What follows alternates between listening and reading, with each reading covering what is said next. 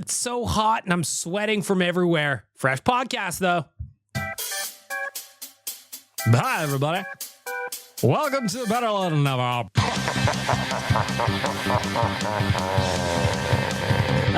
Shit. I'm not actually inside a women's prison at the moment. The horniest just went up to like 11. Good afternoon. At least say a big you to Nick. Tyler Yaremchuk wants to go to Cinco de Mayo. All right, let's turn it down. Turn the intro down. Let's talk. Hello. I don't know where you are today, fair listener, fair friend, but if you're in Edmonton, you're probably sweaty, unless you have a house with air conditioner. Now, I recently purchased myself one of those portable ones, a portable air conditioner to try and mitigate some of the heat. And listen, it works pretty well. I'm not going to say it works great. It's not like one of the ones you would have installed by a professional to the outside of your home that works through your central air system or however they work. But it's better than being 34 degrees in my house. Instead, it's 26 degrees in my house. You take it. You take it. And at least I can sleep at night. But right now, I can't have it on or even a fan on in my office because the microphone will pick it up. So I'm just sitting here sweating my bag off. And shout out to Frank for being right next to me all day, refusing to leave my side today. He's a good man. He's a good man, just like the fine folks at the audio department are fine people as well. Go check them out at theaudiodepartment.ca. Book some studio time, record a podcast, record your band, make it all happen. Theaudiodepartment.ca. Also big helpers of mine on the audio side of this podcast, making sure it doesn't sound like shit all the time. Where to begin? There's not a whole lot of Oilers talk, but we're going to get to some in the news, but I wanted to start talking about music. Music. I was thinking about it the other day. I went to a Stingers game, first Stingers game of the season, which is weird because I think that their season is almost over already. I don't know when the Stingers play or what their calendar looks like, but I went to my first game of the year on Sunday, and then I heard that their second to last home game was coming up right away, and I was like, wait a minute. I just got back into it. Did the Oilers go so long that I missed the entire Stingers season? Seems like that was the case. Seems like that's what happened. But I had a great time. Anyway, so the reason I was thinking about music is I was having a fun game. I was playing a fun little game in my head where they play music the entire time at a Stingers game. But they play instrumental versions of most everything that they play, unless there's a stoppage, in which case they played the actual song. So I was having fun guessing the song based only on the instrumental. A lot of it was hip hop, and that made it fun because not always do I recognize the beat on things. That's what I realized. I Shazammed a lot of stuff. I cheated. I was my own judge. I was my own executioner. I was my own point award giver. Do you ever watch Whose Line Is It Anyway with Drew Carey? And he's just like, the game where the points are made up and they don't matter, or whatever he used to say. It was that. That was the game I played. But anyway, that got me kicking into some music. So I went to the Stingers game on Sunday, had a blast. Stingers ruled. They absolutely crushed. First place. I wonder if they're still in first place. I should check that out. Anyway, well worth going if you've never done it. The AC was cranked in there too. It was like 28, 29 degrees outside, but inside, sub-Arctic. To the point where I went and bought myself a Stingers hoodie. Only $40 for a Stingers hoodie. Their merch is so reasonably priced. It's like a throwback to a different era. Oh, you want to come to a game where tickets are affordable and buy merch that's affordable and buy snacks and beers that's affordable? Well, why would you ever want to do that? It was an interesting thing, too, about going to the Stingers game is that there's so many kids there and like families there. Whereas at the Oilers games now, it's just kind of like, well, I could bring my children, but then I can't afford to pay my mortgage, so I don't know if I'm going to do that. So Would you bring me to an Oilers game?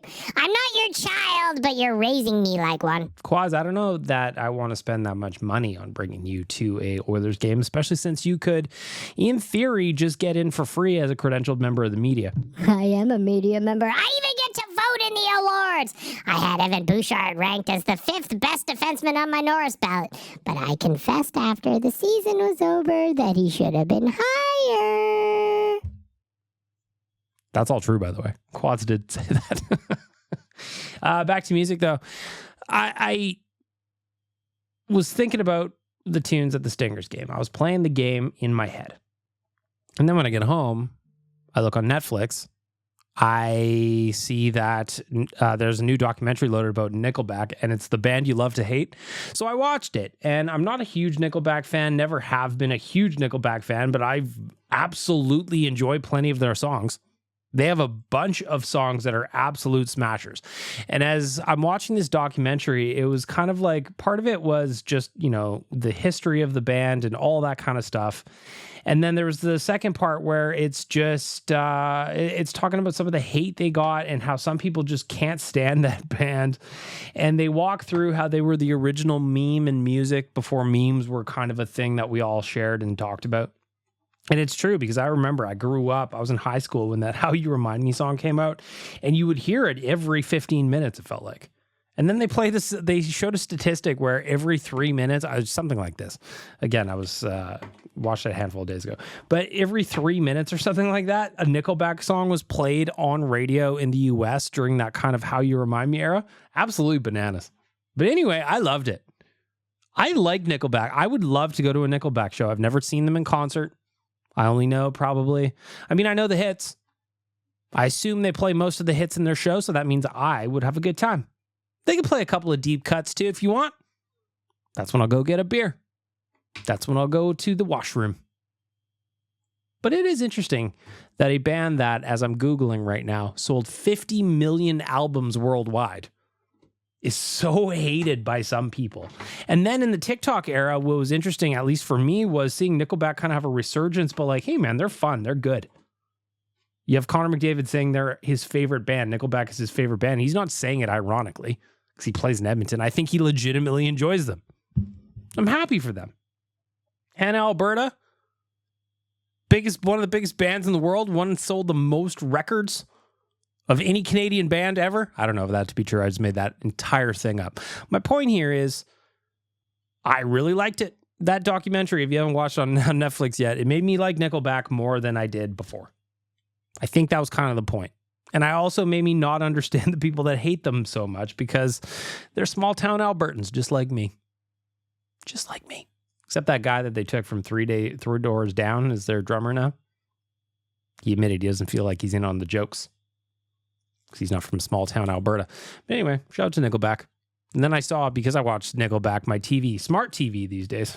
Don't mean to brag. Yes, you did. Suggested, hey, you might like this Celine Dion documentary that's up on Prime, where she talked about how she goes all over the world and hasn't seen anything. Am I going to watch that too? Fucking know it.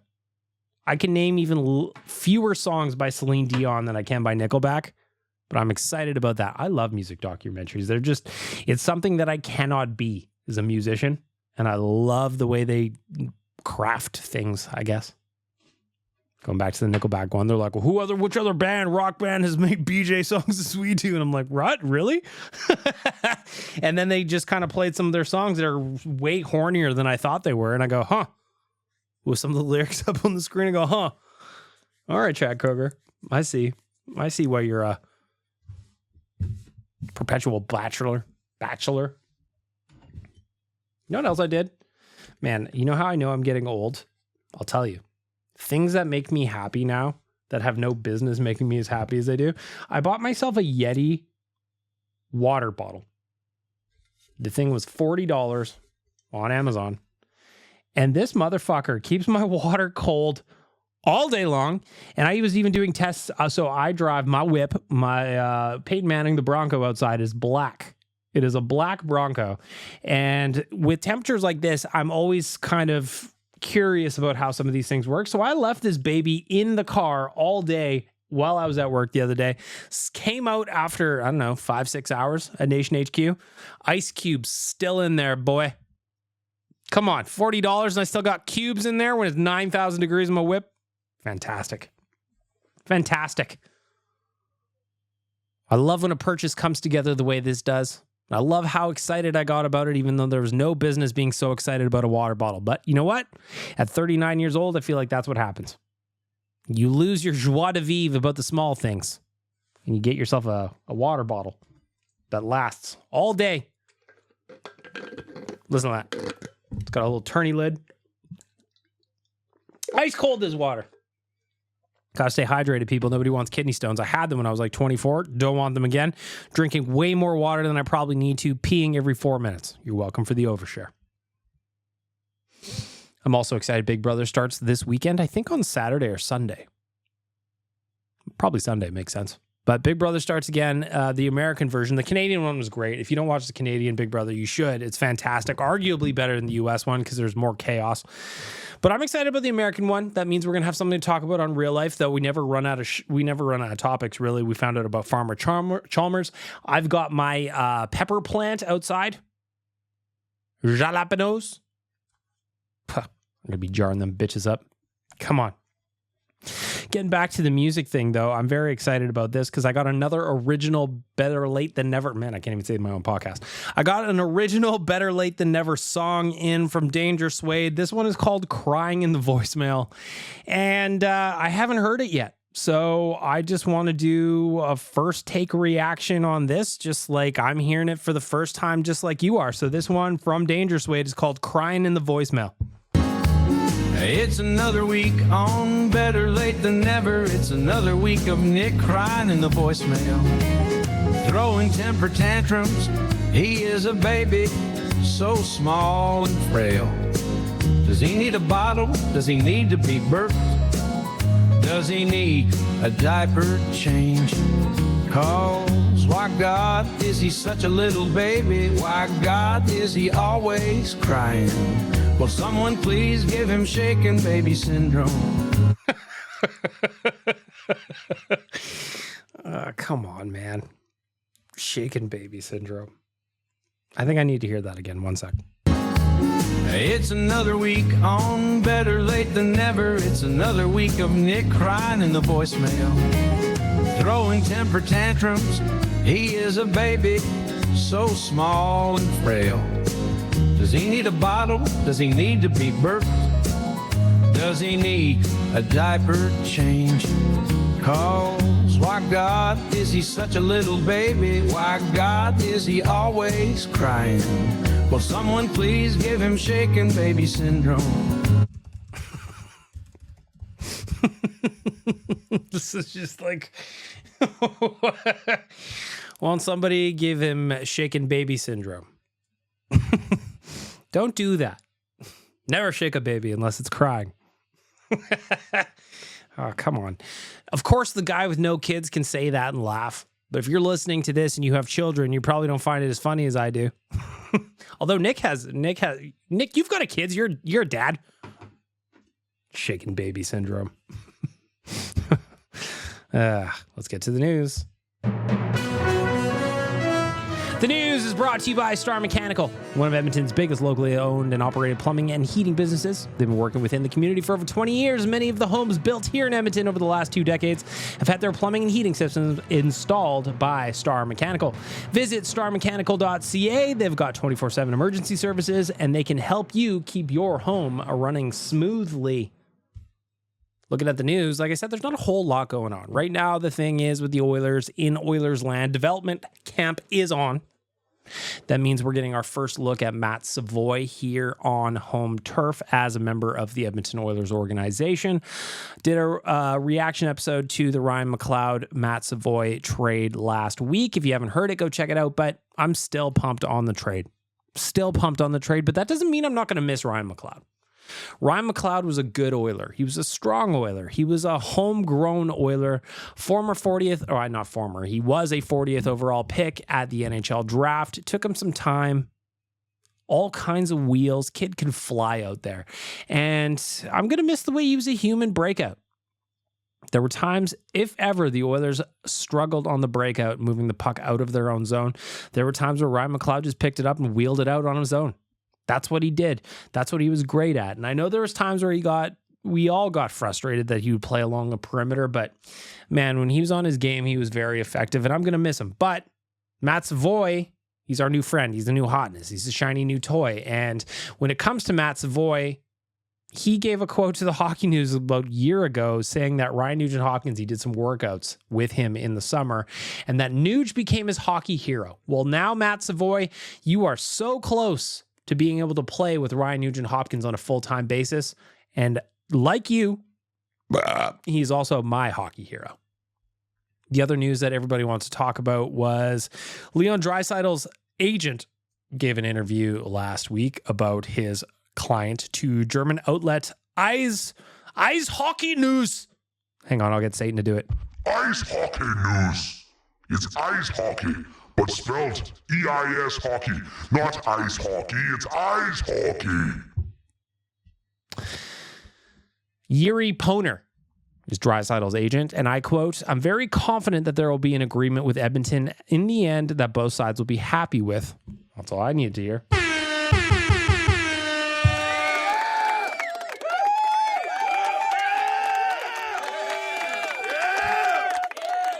Of course, that's not the end of the quote, but very confident there will be an agreement with Edmonton in the end that both sides will be happy with.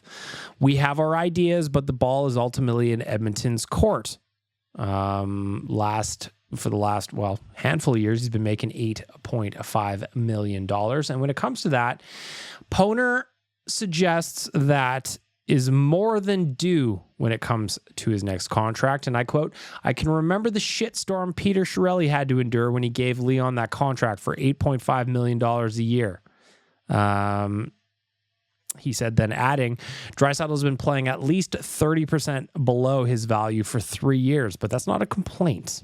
So if you're adding 30% onto the 8.5, that takes it to 11.5.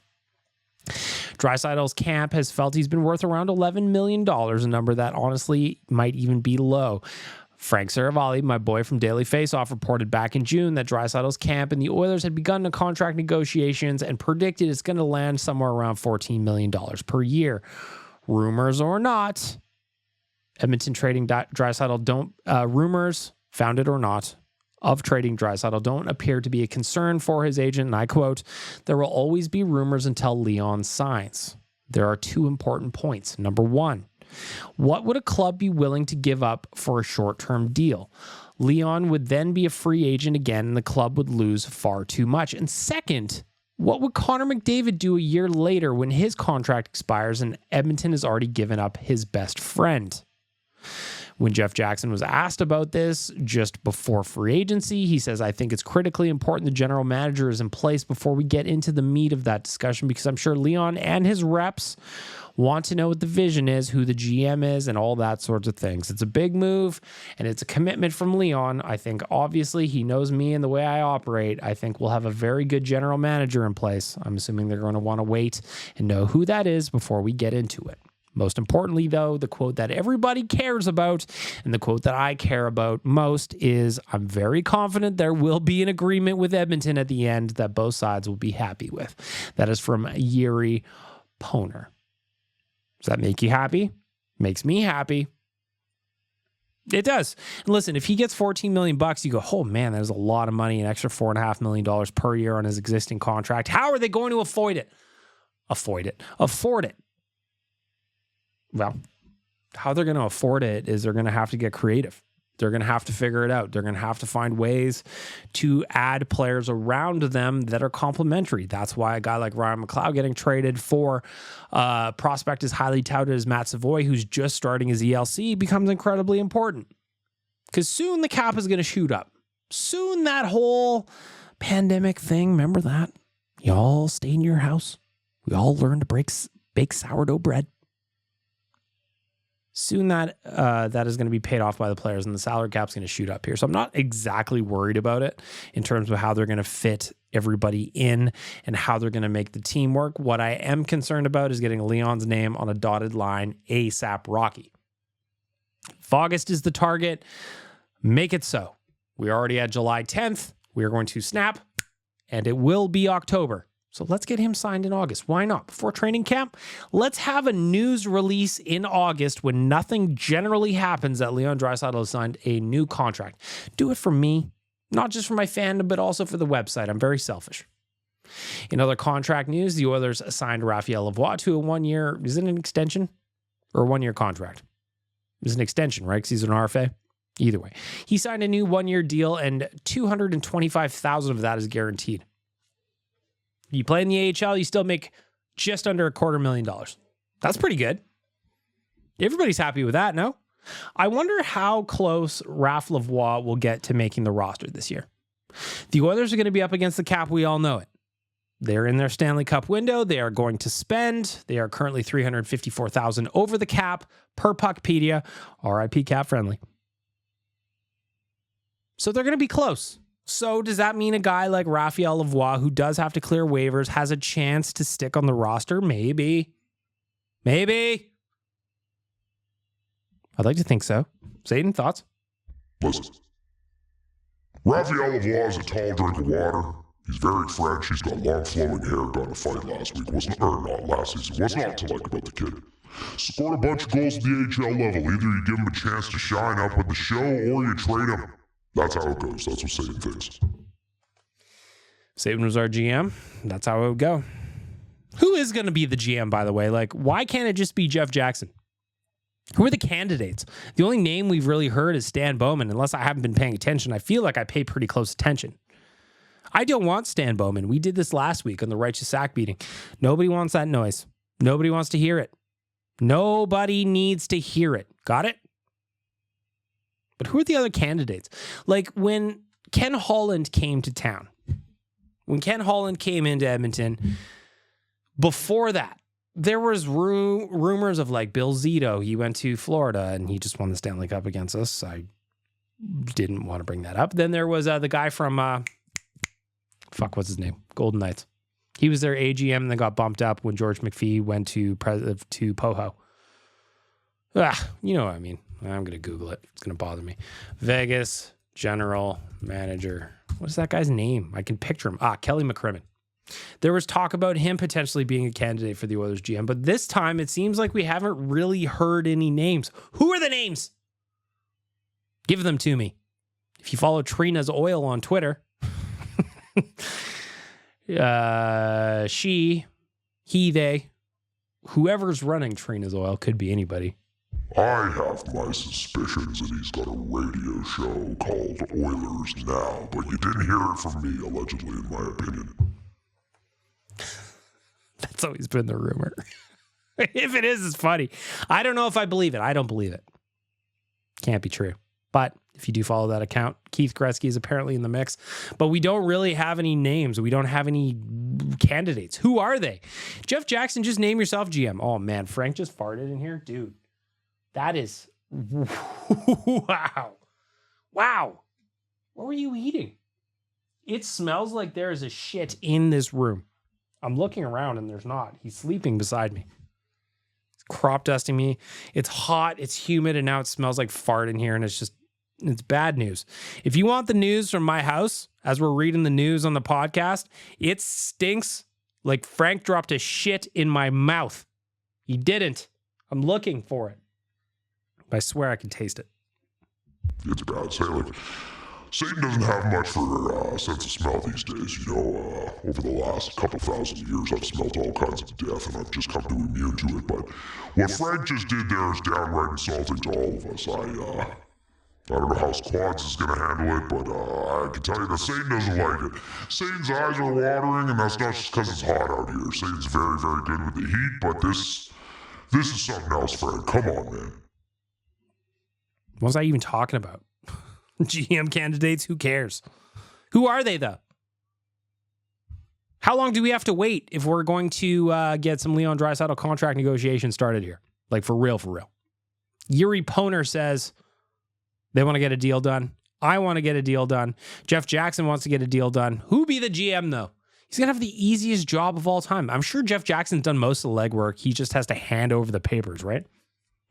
Speaking of new contracts, I want to take guesses on what Holloway and Broberg are going to sign for. I want to take guesses. So if you tweet at me with your guess on what each of them signed for individually, just go, hey, Bag Milk, here's my guess on Dylan Holloway. Here's my guess on Philip Broberg. We're going to do we'll do everybody who gets it right. We'll throw them in the pile for a BLTN hoodie. I know nobody wants a hoodie today. It is 9,000 degrees, but that won't always be the case. So we're going to do a contest. We're going to give some stuff away. So give me your guesses on Holloway and Broberg, what their contracts are going to come in at. I'm going to guess combined $2.9 million combined for both. I'm going to say Broberg gets 1-5, and Holloway gets 1-4. And they're going to be more than 1 year. That's what I'm going to say. That's my official guess. Mark that one down. Got it? You ready? Of course. Thank you. Thank you. In other news, Colin Chalk will be returning to the Condors as their head coach next season. Sylvain Rodrigue, who is Olivier Rodrigue's dad, will not be back as the goalie coach, though. Find that interesting. So a little bit of housekeeping going down in Bakersfield.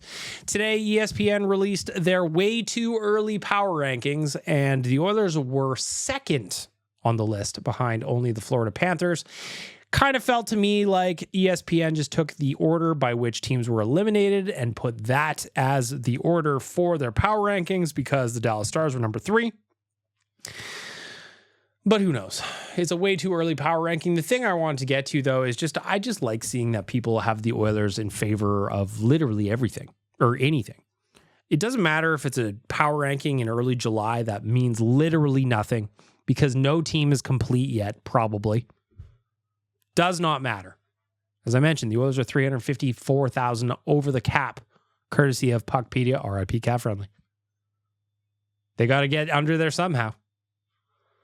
Are they going to put guys like Derek Ryan, Corey Perry, maybe Josh Brown on waivers to get under? They could do that. That would work. But they still need to figure out the money on Holloway and Broberg. So my point here is that doing power rankings right now seems to be a waste of time. However, I had a good chuckle. Next team in the Pacific, the Oilers are so heavily favored in the Pacific, it's not even close, really. The Canucks are next up, and they're ranked 9th in these power rankings by ESPN. Of course, they don't mean jack shit, but they are interesting to talk about. I just like seeing people believe in the Oilers in general. That's it. That's how I look at it. Finally, in the news, Matt Rempe is working with George Larocque on his fight technique. We wrote about that up on Oilersnation.com. I just find that interesting. George Larocque was one of the most feared fighters in his day. And I do say that knowing that plenty of those fights were kind of off the draw. We've all seen the clip where George wishes somebody good luck before they fight and then they go. But without a doubt, he would clean your clock 10 out of 10 times. So now Matt Rempe, absolute giant for the Rangers. He's working with George Larocque, trying to get a couple of tips. I hope he gets a radio show. Like George Larocque's biggest hits on Power 92.5. They play today's best music. Now show me my money. Matt Rempe, you going to have a local radio show like George did? Probably not. Probably not. Do you feel like you deserve one? I don't know. And really, that's where we're going to wrap up the news. There's not a whole lot going up. We're getting into mid-July. We are getting into the absolute slow season. I guess the best that I can do now is just look at some of the best remaining free agents to see if there's anybody who would have any interest to us. Alex Nylander is there. No, don't see there being any interest there. Oliver Shillington. Surprised Calgary didn't bring him back. I wonder what he's looking for. He's an interesting candidate. Oliver Shillington. Surprised he's still out there. So those are two of the best free agents that are still out there.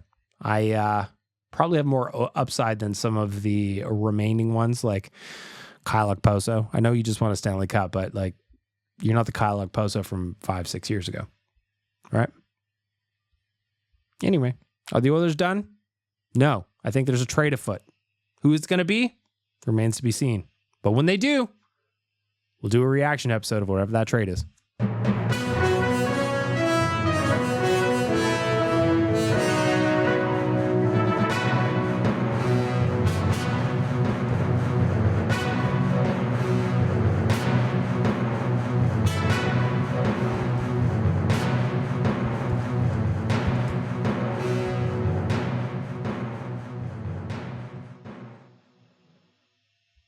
You're listening to Better Late Than Never. In the words of EMF, you're unbelievable. The Big Question, brought to you by Oodle Noodle. The vegetarian Manchurian is here for a limited time only. It is delicious. I had it last weekend. It is something you need in your mouth. 12 out of 10 times. 4 for $4 torpedo shrimp, same thing. Same thing. You get 4 delicious shrimp for only $4, a nice little crispy add-on that you need to have in your mouth.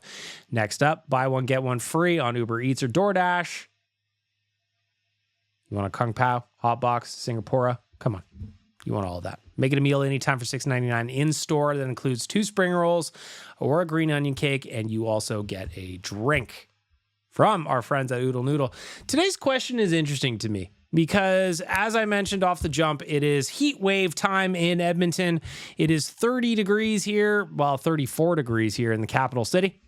Hot all over the province. And I wanted to know, very simply, and this is one of the most well-answered questions, big questions for Oodle Noodle, by the way.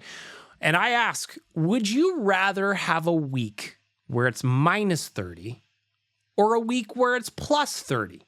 And I want to know why.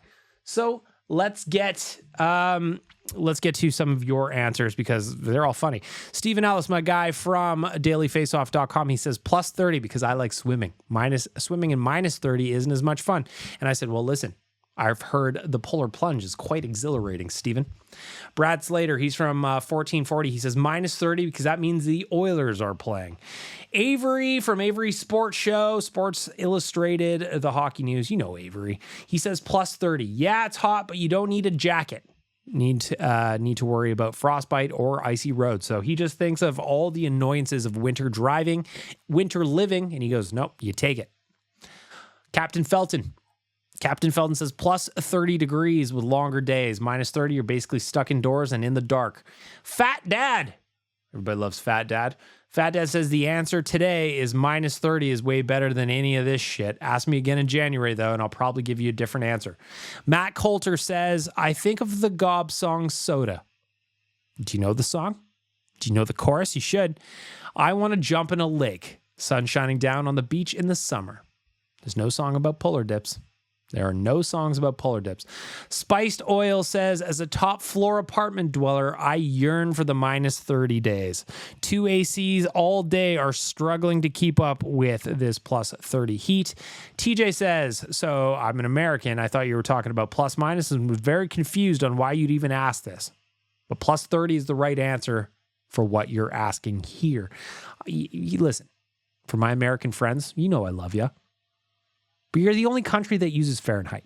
Join us with Celsius. Besides, I'm too stupid to figure out the conversion. Ryan Spatowski says a cold beer at plus 30 is substantially better than one at minus 30. Unless, of course, you are living the red wine lifestyle, then it's minus 30. And you know what I say to that? Red wine lifestyle knows no temperature bounds. I had a delicious glass of red wine last weekend at dinner with me missus, and it was delightful. I regret nothing about having red wine when it's this hot. Brandon says minus 30. You can always add layers, but if you keep taking them off, eventually someone is calling these guys on you. And there's a gif of Super Troopers, some police. Rusty the Reckless Optimist, friend of the show. Depends on what you want to do. At least when it's plus 30 here in Utah, I can drive 20 minutes and be up in the mountains and cool off. There's a lot of sweet spots up in Provo Canyon that are about 15 to 30 minute drive from my apartment. Working through the big question here for Oodle Noodle. Checker Bacher says minus 30 because then I can layer up, have housing, and I deal with the cold way better than the heat. That said, cycling to work during that minus 40 cold spell this past year was outrageous. It was brutal. But that's tacking on another 10 degrees or minus 10 degrees. Plus 40 may kill me. Eagles and Oilers, Shane says... just Eagles and Oilers says... Plus 30 for sure. Warm weather makes me happy and feel alive. Cold weather makes me shut down and not want to leave the house. I lived in the Middle East for a while and I loved it. I guess I'm soft being born and raised in Victoria. Mike D says I work outside, so plus 30 over minus 30 for sure. But I'm in Kelowna this week and it was plus 40 yesterday, and that is a touch out of my comfort zone. Surveyor Brett says minus 30 because I can always have Tyler Remchuk warm me up with his sultry voice and beautiful eyes. He does have both of those things, doesn't he? Tyler, very handsome. Very sultry voice, too. He's got that radio timbre to his voice that I always appreciate. Patrick says, give me both. I enjoy the extremes, but I don't want either of them to stick around for very long. Cerise. Cherries. Minus 30 because at least I can sleep in my mediocre apartment. Matt says, as an employee in the labor industry, I would much rather a week of minus 30 because you can always add layers. Hard to remove layers and plus 30 once you get to the skin level. Jamie says minus 30. I like sweaters and blankets. Jimbo Baggins says only answer is minus 30. When you're cold, you can keep putting layers on. Can't do that when you're hot. Don't have 8C. You can't get away from the heat. When it's cold, you can move your body a little bit and stay warm. This is coming from a guy that works outside 10 hours a day. Realistic Fan says it's minus 30 because there are no bugs. Johnny Press Release says minus 30 only because that means there's hockey on. Chris says minus 30. Can always add more clothing and heat. SoCal Dave, minus 30 all day, every day. I can put on a coat. If it's too cold, I can't peel my skin off when I'm too hot. This is way more split than I thought it would be. I thought it was going to lean one way or the other quite heavily, but it's split a lot. And there's a lot of people that would prefer minus 30 more than I expected. Conrad says minus 30 every day. You can dress for the cold. You can't undress for SWAS, but people will point and laugh at you. Mark says minus 30. That means it's hockey season. That, and it's usually easier to find a place to warm up than it is to cool down. Paul Vetchkin says plus 30. No chance that I have to shovel snow in it. Andy says minus 30. My body is made for that. Plus 30. I can make swamps in places you don't even know exist. Gross. Stay hydrated, everybody. Yeah, you got the old SWAS going today. All week, actually. Mainline in the coffee says plus 30 is someone who works outside in both climates. Yes, you can dress for minus 30, but once you start sweating, you'll freeze just as easily. It's easier to stay hydrated and stay cool than it is to stay warm. Diane says 100% it is plus 30. I'm loving this. Ryan Scott says minus 30. We can layer up to stay warm, and when it's 30 above, it's frowned upon to walk around with my ass out. Frowned upon. Frowned upon. Yes. C to Z season? CZ San. I don't know what this guy's name is. I prefer plus 30 because it's easier to drive in, but minus 30, and a lot of people forget how to drive, which is absolutely true. Mostly when the snow, it could be minus 30 and have no snow. Rare, but it can happen.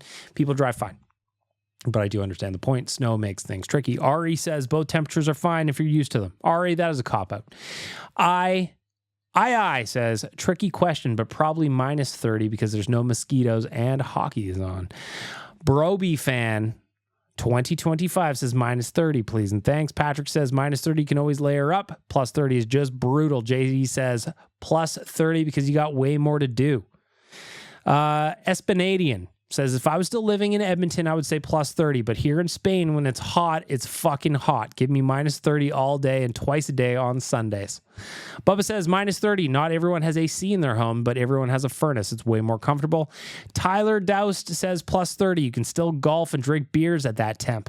Plus 30. People whining about the heat can move to Yellowknife. Can always, once an Oiler, always an Oiler says, can always put on more clothes when it's hot out versus you can only take so much off when it's hot out. And EC finally says, can I pay some extra carbon taxes and have minus 25 and plus 25 as the new limits, please? Little jokes there. And we'll give them a little, there you go. There you go. Thanks to everybody for answering the big question for our friends at Oodle Noodle. Plus 30 or minus 30? What is my answer? It is always plus 30. I would way rather be hot like I am today and be able to go outside and enjoy the long days and take my dog for a walk at 11 p.m. like I did last night than be so cold that you can't do anything. Like I could go sit outside right now in the shade and enjoy myself. I could have a nice cold beer, maybe make myself a cocktail, sangria maybe. Sounds delicious. But I can sit outside, get a little vitamin D. The thing I don't like about winter, and the cold actually doesn't bother me that much. The cold isn't what bothers me in the winter. It's the short days and not getting any sun. When you wake up and you go to work and it's dark, and then you come home after work and it's dark already, that's what I don't like about winter. The cold itself doesn't really bother me all that much. Doesn't bother me all that much. But anyway, there it is, the big question for our friends at Oodle Noodle. Thank you to everybody who reached out on Twitter. A lot of answers on this one. Arguably one of the most popular big questions we've ever done. Easily. You ever get so damn frustrated you don't even know what to say? Well, of course you do, because you're a fan of the Edmonton Oilers. And you're listening to Better Late Than Never. That's Mike with that deep voice of his. Works outside, Mike said he did. Prefers the plus 30 over the minus 30. Bets of the Week is brought to you by our friends at Bet365, proud partner of Better Late Than Never. Open an account with Bet365 today and bet on a huge range of markets. So whatever the sport, whatever the moment is, never ordinary at Bet365. Use the promo code OILYBONUS. The promo code is OILYBONUS. Where are we going to go today? We're looking at NHL futures. We're not going to do what Drake did yesterday and bet on Canada to beat Argentina. As much as I wanted it to happen, I watched the game. I didn't expect it against the former World Cup champs, but again, I don't have $300,000 to just blow on things like Drake does. The thing that I did like, though, about that soccer game, despite the result where Canada lost, I've watched more soccer with this men's team and the women's team winning gold in the last Olympics than I have probably ever in my life. And I can't imagine I'm the only one doing that. I can't imagine I'm the only one watching more soccer right now than ever before. It's just, it hasn't historically been a huge thing in this country, but if the boys just keep playing like they are and just defying odds the way they have over the last handful of years, then I don't think it's going to be long before more people are really interested in football here in Canada. I mean, if you talk about the barrier to entry to play a sport, all you need is a ball in soccer. It's not like hockey. You need literally everything, and you need thousands of dollars of equipment and ice and blah, blah, blah, unless you're playing on the street. Soccer, you just need a ball. A lot of people don't even wear shoes. When I was living in Thailand, a lot of people play soccer with no shoes on. It's probably why it's the most important sport on earth, or the most popular, depending on how you look at it. Back to the betting segment, though, for our friends at Bet365. I have got some NHL futures that I would like to discuss. I've got 3 of them for you this week. The Calder Trophy, Rookie of the Year. Macklin Celebrini just went first overall to the San Jose Sharks. So you might think, hey, I bet Macklin Celebrini is the odds-on favorite to win the Calder Trophy, but that is not true. It is Matvei Michkov, who's coming over from the KHL this year. He's at plus 400. He is the favorite to win the Calder Trophy. Macklin Celebrini is at plus 450. Logan Stankoven, who played for the Dallas Stars, 19 games in the playoffs, but he's still eligible based on playing few games in the regular season. Plus 450. Cutter Gauthier, all-name team right there. Cutter Gauthier. You knew he was going to be a pro something. Plus 500. Will Smith, not that Will Smith, plus 550. Lane Hudson is plus 800. If you want an Oilers angle, I've got one for you. Our new friend, Matt Savoie, plus 10,000. It reminds me of that quote from The Office where Kevin says, if you can get plus 10,000 odds on anything, you take it. I don't know that I'll be betting anything on Matt Savoie to win Rookie of the Year at plus 10,000. Maybe next year, though. Maybe not this year, maybe next year. Looking at the Norris Trophy for the best defenseman in the league, we do have an Oiler up in the top 5 for favorites. So Cale Makar is favorited right now to win the Norris Trophy at plus 250. Quinn Hughes, the reigning Norris Trophy winner, is at plus 750. Adam Fox is at plus 700. Evan Bouchard plus 800. He is your first Oiler up. Miro Heiskanen is at plus 1,000. Roman Josi is at plus 1,200. If you're wondering where a guy like Matthias Ekholm slots in, because I was wondering when I was looking at these, he is currently listed at plus 15,000 to win the Norris Trophy, which I tend to feel is a little bit disrespectful. He's better than plus 15,000 for this trophy. Will he ever get any love for what he does for the Edmonton Oilers, given that he plays with Evan Bouchard, who gets all the points? Probably not. But Matthias Ekholm, plus 15,000 is not fair. I wish I could bet on the line moving to something more favorable in your odds, and I would do that. But plus 15,000 for Matthias Ekholm to win the Norris Trophy. Looking at the Rocket Richard, so that's the player with the most goals. Austin Matthews is a heavy favorite at minus 110, the only player with minus odds. Austin Matthews just won it last year. He's won it a couple of times now, even though they're, Connor McDavid won it a couple years ago. David Pastrnak next up at plus 550. Connor McDavid at plus 800. Leon Draisaitl is also plus 800. So the dynamic duo slotting in at number 3 each. And then Kirill Kaprizov from the Minnesota Wilds at plus 850. Who do you like there? personally, I like Connor at plus 800 a lot. I like him a lot at plus 800 because we've seen how he can score goals. We know he had some kind of core injury issue that he was battling this season, and that probably affected his shot more than we imagined. But last year when he scored 64, he looked ridiculous. You're telling me he can't do that again? Of course he can. Plus 800 for Connor McDavid. I mean, like, plus 800 for Connor McDavid to do anything except win the Vezina seems like a good bet to me. But maybe it's just me. Maybe it's just me. Open an account with Bet365 today and bet on a huge range of markets. So whatever the sport, whatever the moment, it is never ordinary at Bet365. Use the promo code OILYBONUS. The promo code is OILYBONUS. Oily bonus, oily bonus, oily bonus. Hello, Bagged Milk. I am phoning from the Bowdoin Institution on behalf of inmate Christopher Keith Chalmers. Would you like to accept the call? The Rogers... No! I got fooled by my own bumpers. I'm going to delete that thing right now. I'm going to delete it right now. But in the meantime, it's time for the Righteous Sack beating. You want to see a man, boy? I'll show you a man. Kick me in the jimmy. The Righteous Sack beating is brought to you by Trilogy Oilfield Rentals. They are an established provider of tools and expertise across multiple oilfield disciplines, specializing in rentals, pipe recovery, abandonments, and completions. Currently, they maintain full-time operating units in Provost, Weyburn, and Kindersley. What kind of tools they got? I thought you'd never ask.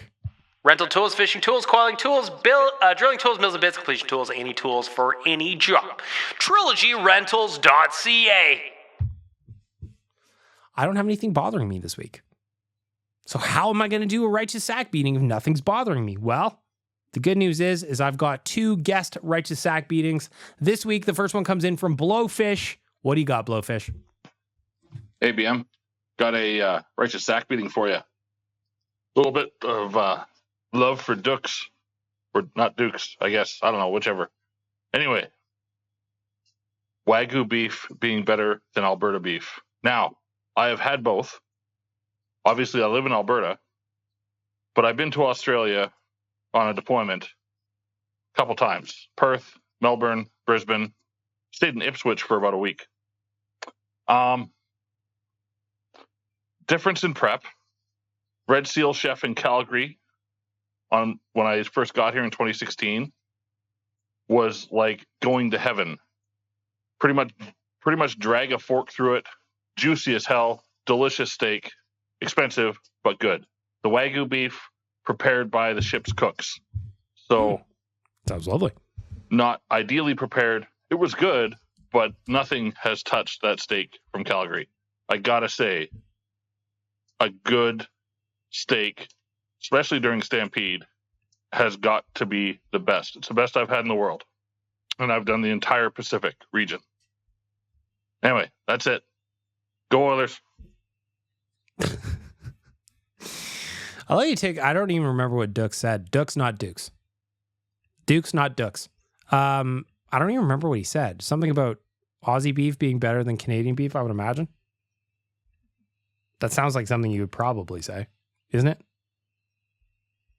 I don't know. I don't remember. But anyway, if we're going to do a Righteous Sack beating, we got another one coming up from Captain Felton. You got to get a fresh button. You want to see a man, boy? I'll show you a man.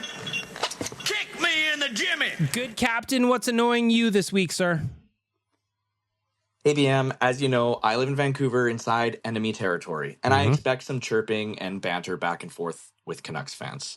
Happens. What I'm getting tired of is that it has been over 2 weeks since the playoffs ended and 6 weeks since the Canucks have been bumped from said playoffs. They are mental, aren't they? My wife last week was just taking the dog for a walk and wearing an Edmonton Oilers t-shirt, to where a cyclist decided to ride past and yell at her, "Fucking Oilers fans and your trash-ass team."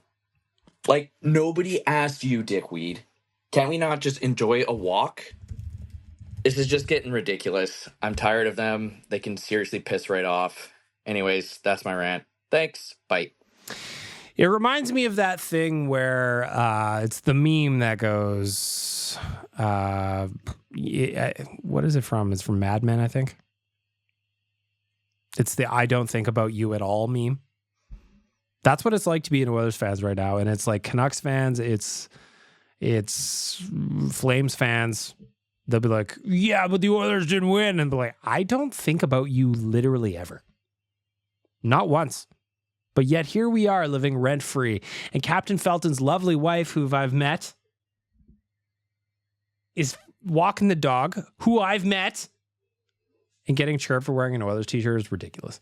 Canucks fans are so tiny schmeckled that they're worried about this trash ass team. The trash ass team knocked you out of the playoffs. Your chirp doesn't even make sense.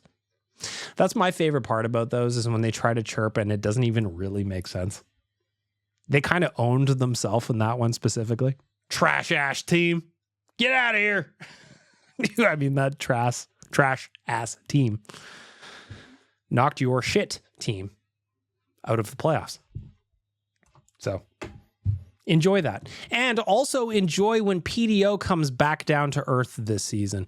And I'm guessing most Canucks fans don't know what PDO is because they don't actually care about hockey. They're one of those fan bases that if they had a decade of darkness like we did, no one would be watching them. They only come out when the team's good. And I'm not saying that not every franchise has that. Of course they do. But they're like elite at it. Canucks fans are becoming a punchline online around the league. And there's reasons why. Just like what poor Captain Felton's wife had to deal with. Because it's ridiculous. They've been out of the playoffs for 6 weeks. Let's enjoy our summers, everybody. Why not? You want to see a man, boy? I'll show you a man. Kick me in the jimmy. You're listening to Edmonton's best dating podcast for hopeless hockey fans. Better late than never. With your love guru, Bagged Milk.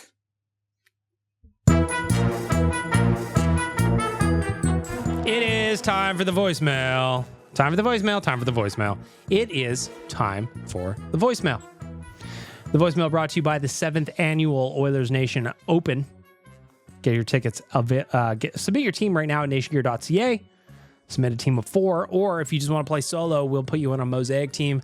They're arguably some of the most fun teams at the tournament every year. So nationgear.ca.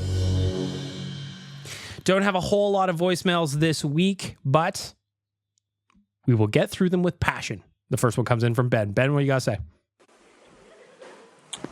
Is it just me, or like everyone's so surprised about Ken Holland leaving? Where are you right now, Ben? You at a park?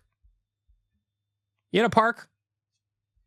Where are you? You're outside somewhere. I hear birds. I hear noise. I hear rustling. You say this was his last season. Like my Mandela.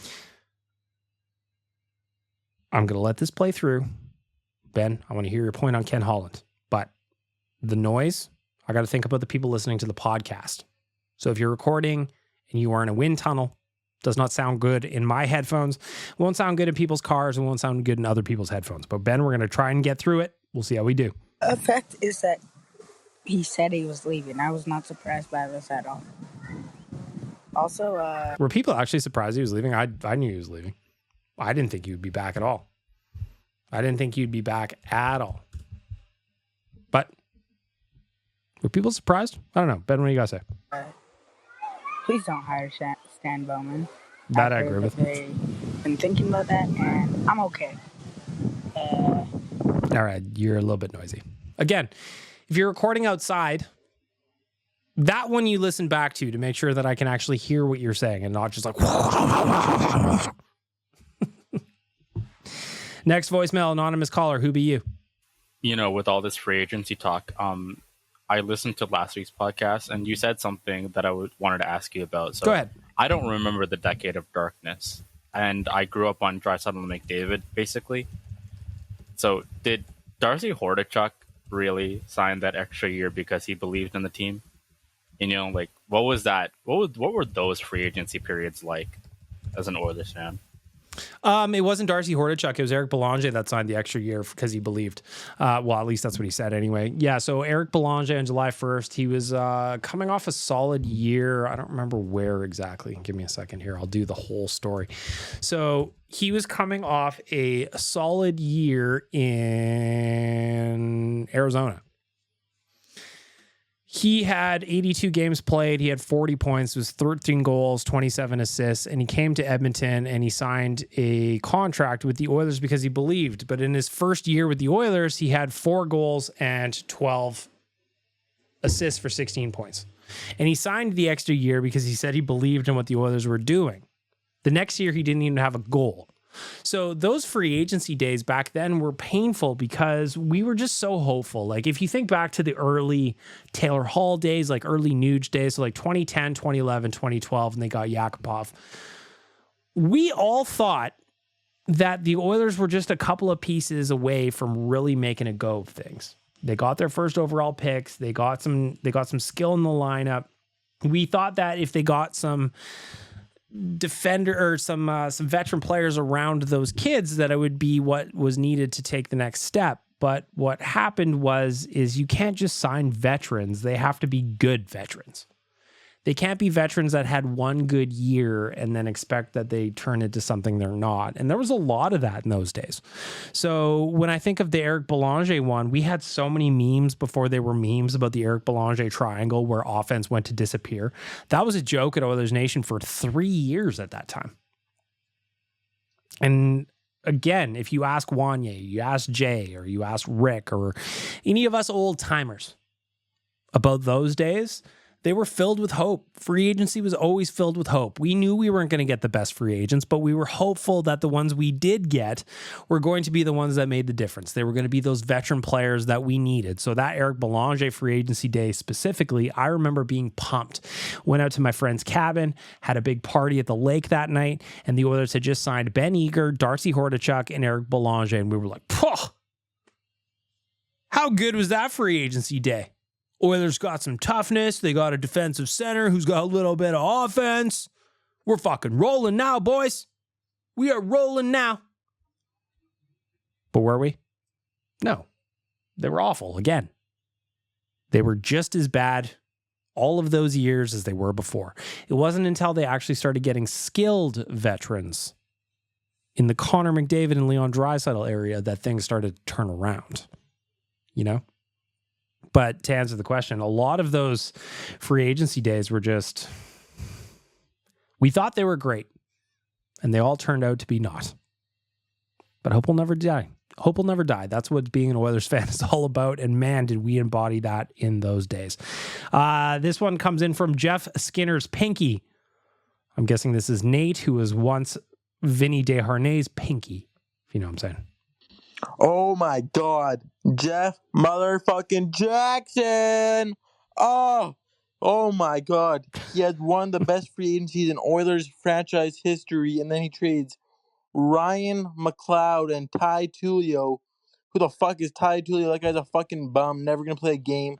For one of the best prospects in all of hockey, Matt Savoie. Holy fucking shit! Uh-huh. Yeah, I was excited too. Yeah, I mean, like talking to Stephen Ellis a couple of days after, so he's our prospect guy at Daily Faceoff. He kind of said, I still don't understand why Buffalo makes that deal. I know they have plenty of skilled forwards in their roster, but he was ranked at the top of all of them.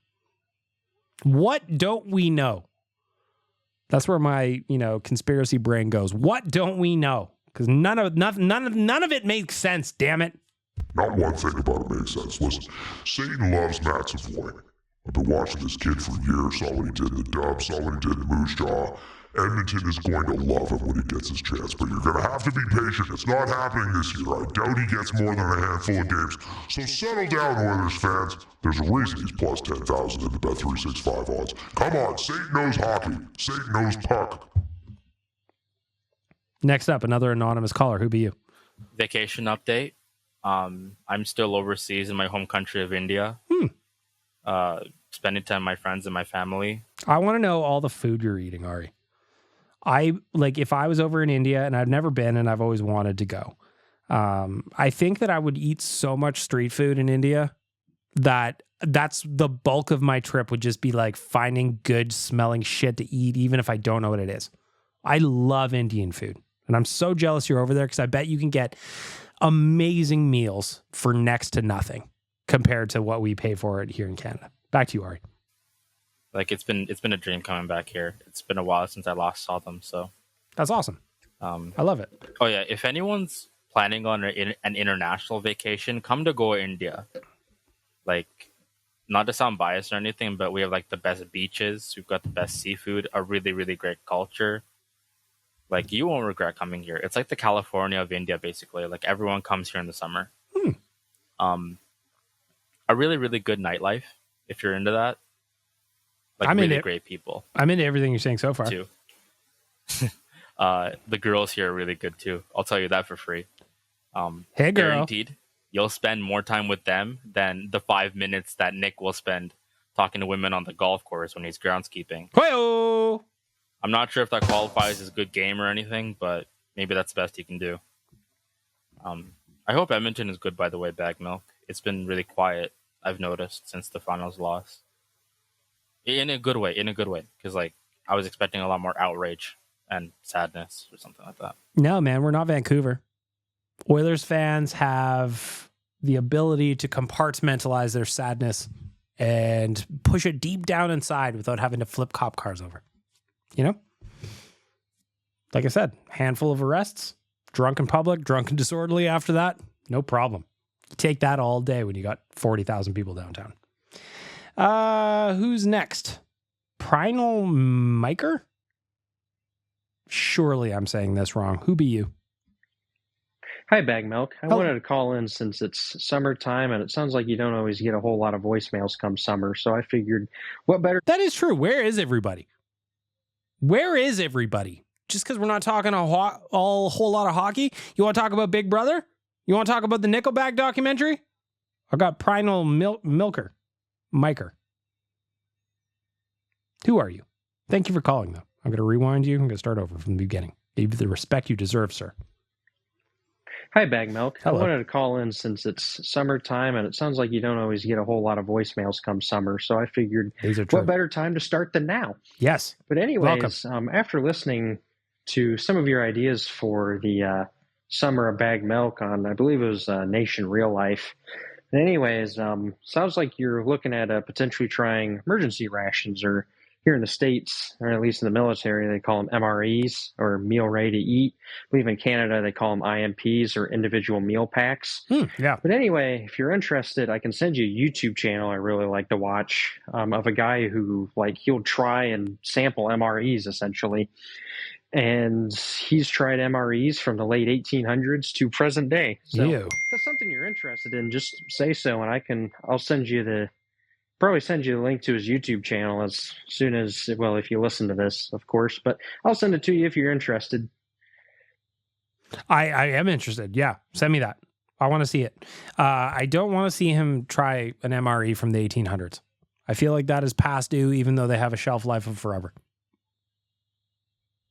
Is it just honey? Like, honey is supposed to be the only food that doesn't expire. At least that's what my Delaware man told me. He is a beekeeper after all. But yeah, I do want to try MREs. So that was on Real Life. We were just talking about what it would be like to have those. I've never had one. I want to keep one in my pantry for 3 years and eat it later and be like, "Ah, chicken Alfredo is fucking awesome." Maybe. Next one on the Oilers Nation Open voicemail comes in from New Zealand Hater. New Zealand Hater.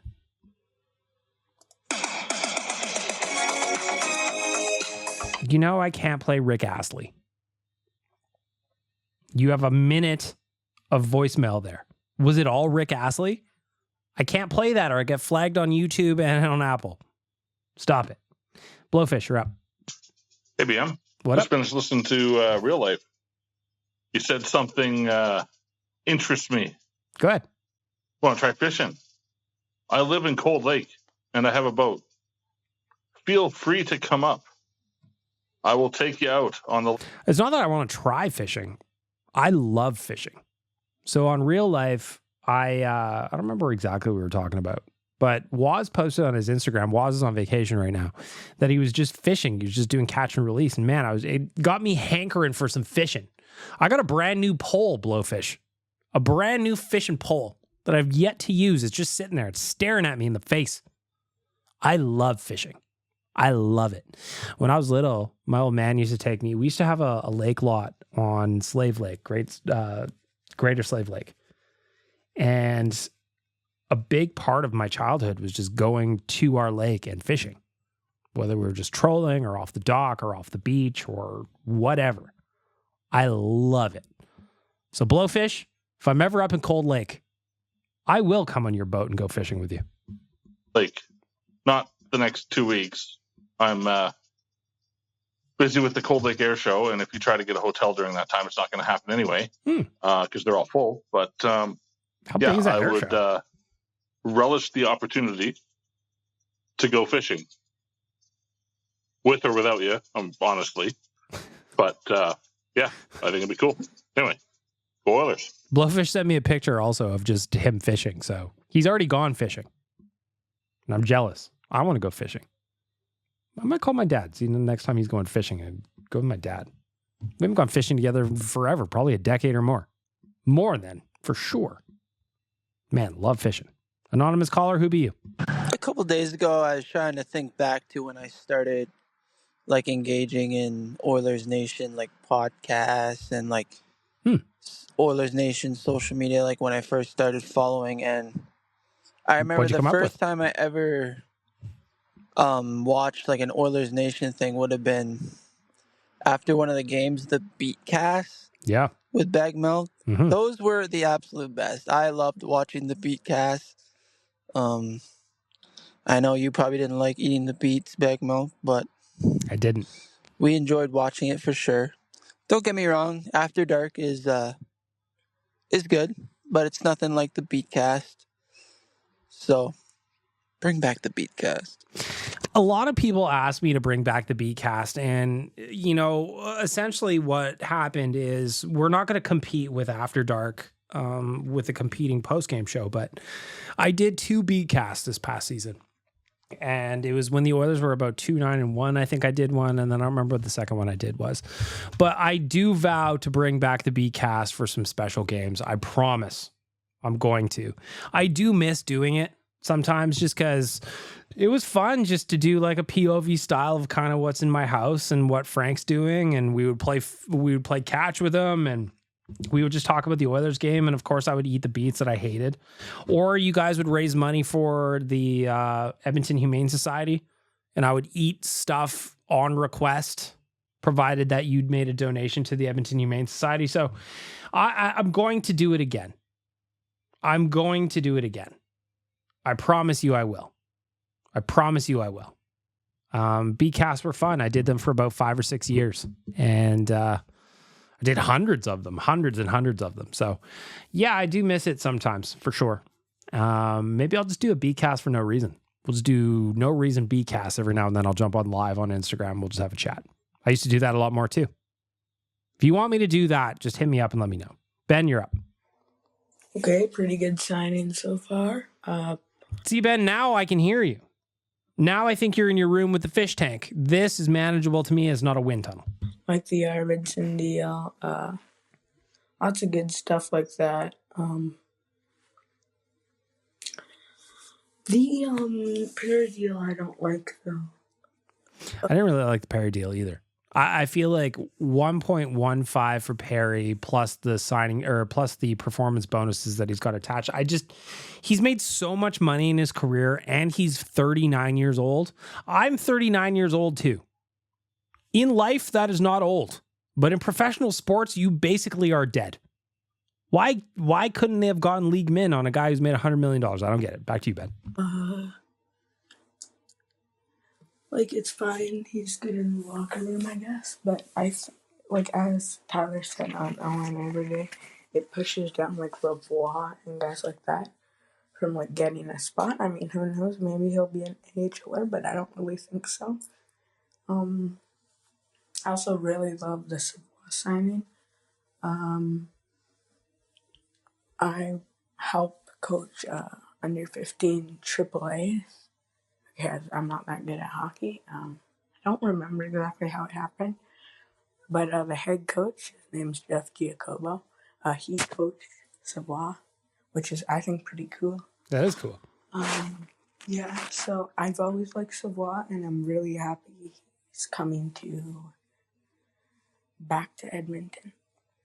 I'm happy he's coming too. I think that kid's got all kinds of skill. I spent probably 30 minutes the other day watching Matt Savoie highlights.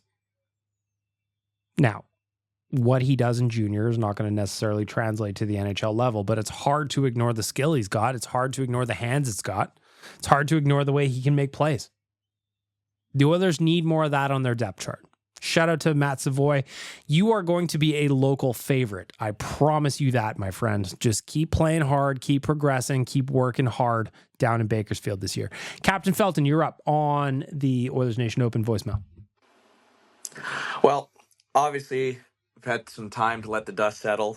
I just wanted to say thank you to yourself and the Oilers Nation team for providing wonderful content during this entire run. On top of that, I want to thank each and every one of you that I was able to meet in person down at Greta, outside the games, and even in the Moss Pit and stuff during this playoff run. It was an absolute blast, and I can't thank you all enough. These are lifelong memories that I'm going to hang on to, and next year, let's get this job done. Love you all. Have a great summer. Bye. Captain Felton is one of the nicest people I've ever met in my life. You know, we hung out a lot when we were in Vancouver for round 2. He came out to Edmonton. We went to game 6 together against Dallas. Saw him at Greta after, what would that have been? Game 6 against the Panthers. I think that was that night. Might have been game 4, or might have been both. I don't remember, but he's one of the nicest people ever. And the community that surrounds OilersNation.com and Oilers Nation in general is so fantastic. And there's so many amazing people that are just here to talk about hockey. But then you get to meet them and you get to know them a little bit and you have larger conversations about life. And it's been pretty awesome. And Captain, thank you. I've talked about it before. We had a great day on Kitsilano Beach when we were out in Vancouver, and that was all by the Feltons. Both he and his wife and their lovely dog set up a little barbecue for us on Kits Beach, and it was a night that it was great. We hung out. We had a couple of drinks. We had a couple of dogs, a couple of burgers. Wonderful night. Wonderful night. And it's one of those things that, as I've worked Oilers Nation a long time now, I didn't ever think that I would be one of the people to hang out with Nation citizens the way I do now. I never thought that would be me. I've admitted on this podcast plenty of times, I'm incredibly introverted. I don't like strangers. I don't like people in general. I don't like talking. So now just to have people that are just more than awesome in the orbit and more than make everybody more than comfortable, and Captain Felton's certainly one of them. It's been awesome. Not just for the company's growth, but for personal growth as well. So Captain Felton, thank you. Finally, last, a voicemail in the Oilers Nation Open inbox. Who be you, anonymous caller? I guess I can't do a righteous sack beating about nature, but it is entirely too fucking hot out. It's 29 Sweaty Chad. It is Sweaty Chad chiming in. 9 degrees in my house right now. It was so like, I was with you. That's why I had to buy another one of those portable air conditioners. I was just like, it's so nuts that it was 29, 28 degrees in my house. Like, you can't sleep. You can't do anything, Sweaty Chad. Like, I'm sweating from like the tops of my feet. Like, I never even knew that I could sweat from there. And like, I've got a little AC unit in one of the bedrooms, and I leave the door open so that the dogs can go in there. But yeah, me too. That's exactly what I do. I've got a little AC unit in the bedroom, and Frank's just like, I want to be in there. They're kind of like not.